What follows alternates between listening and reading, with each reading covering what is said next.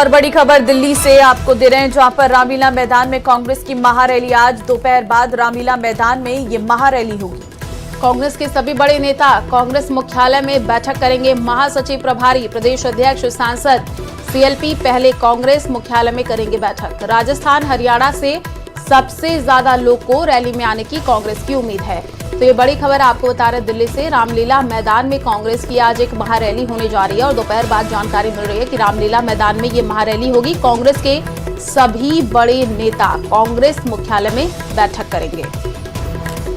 तो देखिए, महासचिव प्रभारी, प्रदेश अध्यक्ष, सांसद, सीएलपी पहले कांग्रेस मुख्यालय में करेंगे बैठकें और राजस्थान, हरियाणा से सबसे अधिक लोगों को रैली में आने की कांग्रेस की उम्मीद जो है वो रहने वाली है। तो एसआईआर को लेकर सियासी तापमान चरम पर है और इसी को लेकर कांग्रेस पार्टी आज दिल्ली में वोट चोर गद्दी छोड़ महारैली करने जा रही है, जिसमें सांसद, विधायक, पदाधिकारियों के साथ सभी 200 विधानसभा क्षेत्रों से कार्यकर्ता दिल्ली पहुंच रहे हैं। कांग्रेस का आरोप है कि वोट चोरी केवल कांग्रेस का नहीं बल्कि देश का मुद्दा है, क्योंकि इससे मतदाताओं के संवैधानिक अधिकारों का हनन हो रहा है। आपको बता दें कि बीते दिनों महारैली की तैयारियों को लेकर के जयपुर कांग्रेस मुख्यालय वॉर रूम में बड़ी बैठक हुई थी।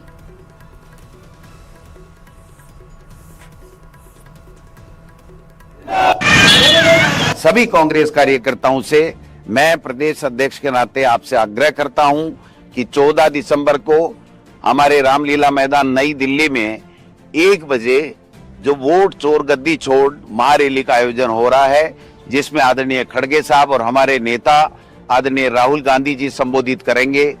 जो उद्देश्य इस रैली का है वो आप सबको पता होगा कि किस प्रकार से वोट चोरी करके सरकारें भारतीय जनता पार्टी चुनाव आयोग से मिलकर के बना रही है। उनको जवाब देना है, उनको चेताने का काम करना है और हमारे नेता आदरणीय राहुल गांधी जी के हाथ मजबूत करने हैं। खड़गे साहब के साथ मिलकर के इस लोकतंत्र को बचाने के लिए, इस वोट के अधिकार को बचाने के लिए लड़ाई लड़ रहे हैं। इस देश का संविधान बचेगा, लोकतंत्र बचेगा, तो हमारा वोट अगर बचेगा तभी यह संभव होगा। एक जन जागरण अभियान हमारे द्वारा कल जो हमारे नेताओं का संदेश होगा उसको लेकर के पूरे प्रदेश में गांव, ढाणी, बूथ, वार्ड तक चलाया जाएगा, जिससे जनता में जागृति हो कि ये लोग बाग वोट चोरी करके सत्ता में आते हैं और जब सत्ता बन जाती है तो उसको भी नोटों के आधार के ऊपर तोड़ करके अपनी सत्ता बना लेते हैं। तो ये लोकतंत्र का इन्होंने मजाक बना रखा है। संवैधानिक संस्थाओं की धज्जियां उड़ा रहे हैं। संवैधानिक संस्थाएं पूरी की पूरी इन्होंने अपने कब्जे में कर ली है। ऐसे में कांग्रेस पार्टी ने, हमारे नेता राहुल गांधी जी और खड़गे साहब ने आह्वान किया और कल यहां पर पूरे देश के कांग्रेस से इकट्ठे होंगे। एक सरकार को, बीजेपी को सीधा संदेश जाएगा कि ये आपकी वोट चोरी अब चलने वाली नहीं, कि देश के अंदर जो सरकारें हैं वो वोट चोरी के माध्यम से बनाई जा रही है। हरियाणा हो, महाराष्ट्र हो, चाहे बिहार हो, जिस प्रकार के रिजल्ट आए, खुद बीजेपी को भी नहीं पता था कि ऐसे रिजल्ट आएंगे। और ये लोग जिस प्रकार से वहाँ जो आंकड़े जारी हुए हैं, यानी कि ब्राजील की जो मॉडल है उसके हरियाणा के अंदर वोट मिल रहे हैं। एक एक व्यक्ति के कई नामों में कई पिता के नाम, कई एड्रेस, पता नहीं क्या पूरा गड़बड़ झाला इन लोगों ने कर रखा है। तो वो सारी चीज़ें जब राहुल गांधी जी ने तथ्यों के साथ बताई तो उस पर भी ये लोग मानने को तैयार नहीं है। तो एक रैली जो है इस देश का भविष्य तय करेगी कि आज किस प्रकार से ये लोग संविधान से खिलवाड़ कर रहे हैं। बाबा साहब अम्बेडकर का बनाया हुआ संविधान हर व्यक्ति को वोट का अधिकार देता है, उस अधिकार को छीनने का प्रयास ये सरकार कर रही है।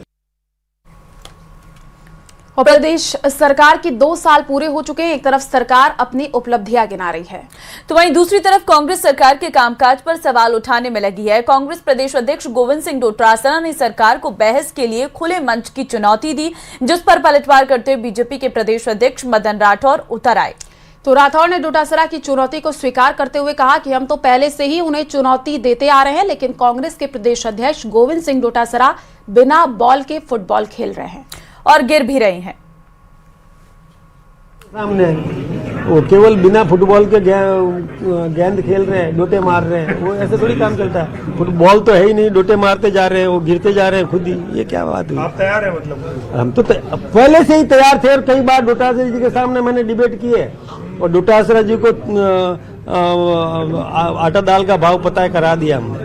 दावे के साथ कहता हूं कि मुख्यमंत्री जी आ जाएं अल्बर्ट हॉल के सामने बैठ जाएं, अपनी 2 साल की हिसाब ले लें, हम हमारा शुरू के 12 महीने का ले लेंगे और शुरू के 12 महीने में 2 साल की तुलना कर लें। तो कह रहे 5 साल, जो 5 साल में करना था कर दिया। आप किसी भी सेक्टर को ले लीजिए,